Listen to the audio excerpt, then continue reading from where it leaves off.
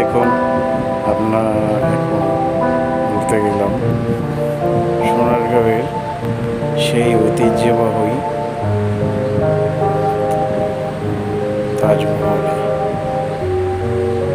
আমরা এখন তাজমহলে আছি। অনেক সুন্দর পরিবেশ, খুব সুন্দর। সবাই এই যে আমরা হাঁটা চলাফেরা করছি, এই যে আমার সামনে একজন আছে লাল পাঞ্জাবি পরা। প্রকৃতির পরিবেশটা অনেক সুন্দর, খুব সুন্দরভাবে সাজিয়েছে। যে আমরা কয়েকজন মিলে এসেছিলাম, আমাদের সাথেই আছেন।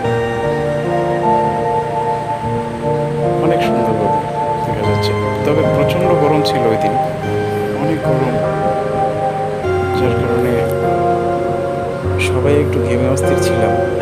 কিন্তু আমরা তো মাত্র এসেছি, যার কারণে আমাদের